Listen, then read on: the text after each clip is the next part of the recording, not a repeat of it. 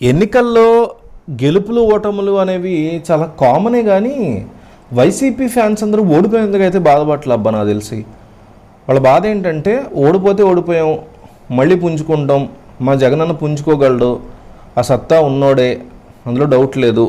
కానీ 11 సీట్లు రావడం ఏంటి?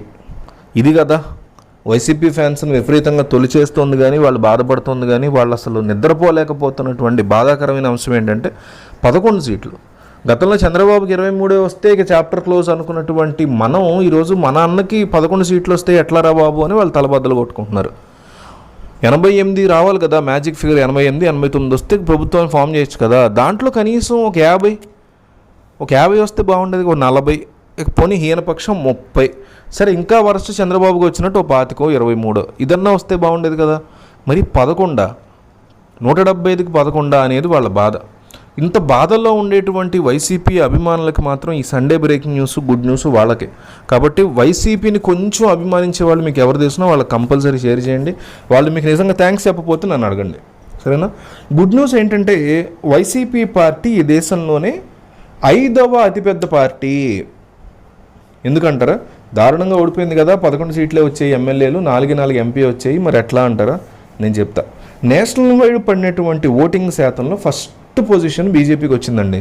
బీజేపీ అనేక ప్రాంతాల్లో పోటీ చేసేటువంటి నేషనల్ పార్టీ, అందులోనూ బీజేపీ అనేక మందితో పొత్తు పెట్టుకుంది. ఇక కాంగ్రెస్ కూడా అంతే, సెకండ్ పొజిషన్లో ఉంది, అనేక మందితో పొత్తు పెట్టుకుని నిలిచింది. అట్లాగే నేషనల్ వైడ్ పార్టిసిపేట్ చేసిన party Samajwadi party, local party అని కూడా కొన్ని వేరే చోట్ల పోటీ చేసింది. తృణమూల్ కాంగ్రెస్ 4వ పొజిషన్లో ఉంది. ఫస్ట్ బీజేపీ అండి, 2 కాంగ్రెస్ అండి, 3 సమాజ్వాదీ, 4 తృణమూల్ కాంగ్రెస్, 5 వచ్చేసి వైఎస్ఆర్సీపీ. మరి టీడీపీ ఎక్కడ ఉందంటారా? టీడీపీ 7వ స్థానంలో ఉంది. చూసారు, ఒంటరిగా పోటీ చేసి వైసీపీ నెంబర్ తెచ్చుకోగలిగింది 40% ఓట్లు, అది కూడా కేవలం ఆంధ్రప్రదేశ్లో పోటీ చేసి.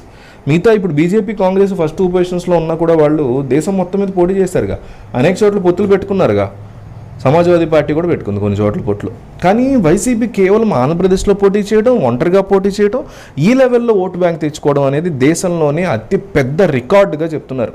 పైగా ఏపీలో వైసీపీని ఓడించినటువంటి తెలుగుదేశం పార్టీ దేశంలో 7వ స్థానంలో ఉంది. అంటే వైసీపీకి ఇది చాలా చాలా గుడ్ న్యూస్ కింద చెప్పుకోవచ్చు.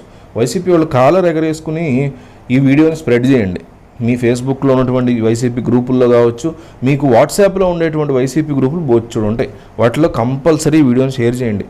మీకు తెలిసి వైసీపీని అభిమానించే వాళ్ళు, జగన్కి అభిమానించే వాళ్ళు ఉంటారు, వాళ్ళకి పర్సనల్గా వాట్సాప్ మెసేజ్ చేస్తే వాళ్ళందరూ నిజంగా థ్యాంక్స్ అన్నా అని చెప్తారు మీకు.